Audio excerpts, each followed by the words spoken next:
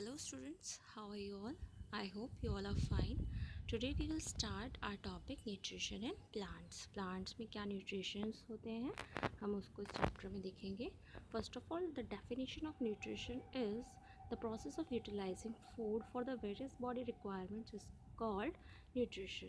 हम जो खाना ग्रहण करते हैं उस खाने से हमें जो एनर्जी मिलती है in the form of carbohydrate, protein, vitamins, fat, trophies, these nutrient are called nutrition. इनसे हमें न्यूट्रिशन मिलता है for our various body requirements. Okay, next, nutrition is of two types. Nutrition दो तरह का होता है. First is autotrophic and second is heterotrophic. So autotrophic क्या होता है? तो green plants are called autotrophs और producers as they are capable of preparing their own food. जो हरे पौधे होते हैं वो अपना खुद खाना बनाने के लिए सक्षम होते हैं, इसलिए हम इन्हें प्रोड्यूसर्स या फिर ऑटोट्रॉफ्स कहते हैं. The leaves required raw material like carbon dioxide, water, sunlight to prepare their own food by a process called photosynthesis. जो हरे पौधों की पत्तियाँ होती हैं इनके अंदर एक लवक पाया जाता है जिसे पर्णहरित कहते हैं, और इस पर्णहरित के थ्रू ही, इस क्लोरोफिल के थ्रू ही ये अपना खाना बनाती हैं. और जो रॉ मटेरियल इनको चाहिए होता है that is carbon dioxide, water and sunlight, इसके थ्रू ये इन सब के थ्रू ये खाना बनाती हैं. और इस पूरे प्रोसेस को हम फोटोसिंथेसिस कहते हैं. इस फोटोसिंथेसिस, प्रकाश संश्लेषण के टॉपिक को हम आगे और ब्रीफ में पढ़ेंगे इसी वीडियो में. Okay, next is heterotrophic. Heterotrophic क्या होता है? So non-green plants and some other plants which depend on other plant for food or for other requirements are called heterotrophs. तो वो नॉन ग्रीन प्लांट्स जो अपना खाने के लिए या फिर अपनी अदर बॉडी रिक्वायरमेंट्स के लिए अदर प्लांट्स पे डिपेंड करते हैं उन्हें हम हेटरोट्रॉफ्स कहते हैं. It can be divided as, ये चार तरीके से हम इनको डिवाइड करते हैं. First is parasitic plant, second is carnivorous plant, third is saprophytic plant and fourth is symbiotic plants. Okay, ये चार तरीके के हेटरोट्रॉफिक प्लांट्स होते हैं. नेक्स्ट इज़ एक नोट है जो आपको पता होना चाहिए, that is the soil contains certain bacteria that convert nitrogen gas from air in a usable form and release into the soil. यानी कि ये जो सॉइल में काफ़ी सारे बैक्टीरियाज होते हैं ये एयर से नाइट्रोजन गैस को लेते हैं और इसे कन्वर्ट कर देते हैं यूजेबल फॉर्म में सॉइल में. ठीक है, and this soluble form of nitrogen is absorb by the plant. और ये जो सॉल्युबल फॉर्म है नाइट्रोजन की, ये प्लांट्स के थ्रू अब्जॉर्ब कर ली जाती है वाटर के साथ, और ये प्रोटीन बनाने में काम आती है. ओके, तो ये आपको पता होना चाहिए. नेक्स्ट इज़, अब मैंने आपको बोला था हम फोटोसिंथेसिस को और डिस्कस करेंगे. सो फोटोसिंथेसिस यानी कि प्रकाश संश्लेषण. It is the process by which plants uses the energy from the sun to make its food. ये प्रोसेस है जिसमें प्लांट्स सन से एनर्जी लेते हैं अपना खाना बनाने के लिए. ठीक है, और इसके लिए कुछ कंडीशंस रिक्वायर्ड होती हैं. वो कंडीशन, वो प्रोसेस में ये हैं. फर्स्ट है लाइट एंड क्लोरोफिल, यानी कि प्रकाश और पर्णहरित. ठीक है, sunlight is the major source of energy for photosynthesis. प्रकाश संश्लेषण की प्रक्रिया के लिए सनलाइट एक मेजर सोर्स है. Leaves are the site where photosynthesis take place. पत्तियों के अंदर प्रकाश संश्लेषण की प्रक्रिया होती है. Leaves have some special organelles called chloroplast which contain the green pigment called chlorophyll. Leaves के अंदर एक ऑर्गेनल्स होता है जिसे हम क्लोरोप्लास्ट कहते हैं, और इसी के अंदर ग्रीन पिगमेंट आपका हरित लवक पाया जाता है. ठीक है, it absorb sunlight and convert it into chemical energy. ये हरित लवक ही सनलाइट को एब्जॉर्ब करता है और इसे केमिकल एनर्जी, रसायन ऊर्जा में परिवर्तित कर देता है. नेक्स्ट इज़, इसी में कंटिन्यू करेंगे. It absorb sunlight and convert it into chemical energy same which is then use to prepare food, जो कि खाना बनाने में काम आता है.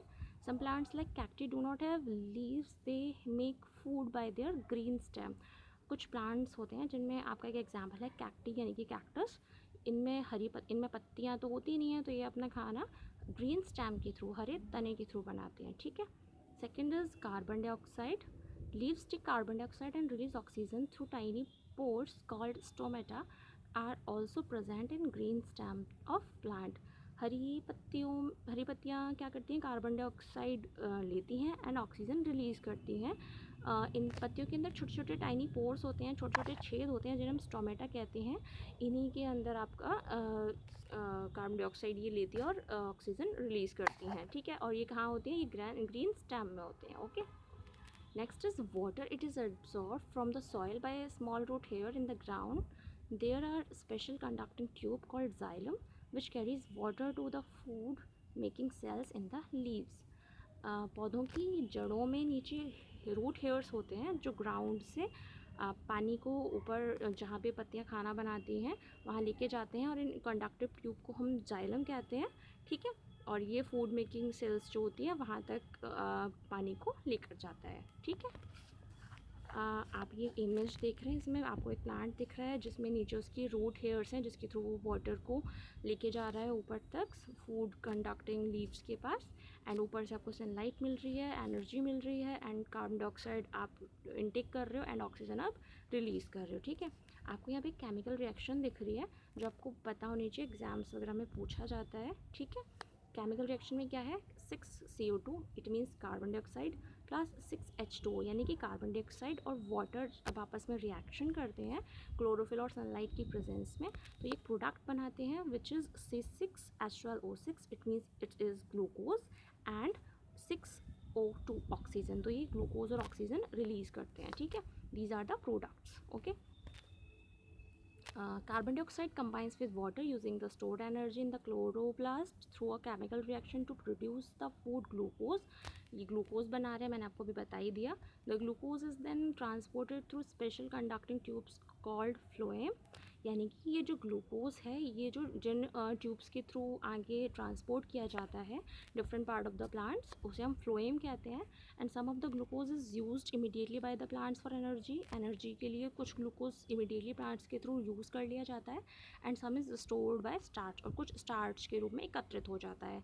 And some changes to a more complex substance like cellulose, एक बहुत ज़्यादा जटिल सब्सटेंस होता है सेल्यूलोज, कुछ आपका ग्लूकोज उसमें चेंज हो जाता है, ठीक है। I hope you like the video and the photosynthesis topic is over. Here are 2 question, आपको इनके आंसर्स देने हैं, आप वर्बली भी समझ सकते हो एंड इसको रिटन में भी लिख सकते हो अपने पास, okay. So the first question is why it is advisable not to sleep under the tree during the night. Sorry, under है ये स्लीप के बाद, यानी कि आपको रात के समय में पेड़ों के नीचे सोने को मना क्यों किया जाता है, आई थिंक आपको पता होगा। Second is the difference between autotrophic and heterotrophic. मैंने स्टार्टिंग की आई थिंक सेकेंड स्लाइड में ही आपको बताया था कि ऑटोट्रॉफिक और हेटरोट्रॉफिक क्या होते हैं, तो आपको ये आंसर करना है, ठीक है। Okay class, thank you, I hope you like the video.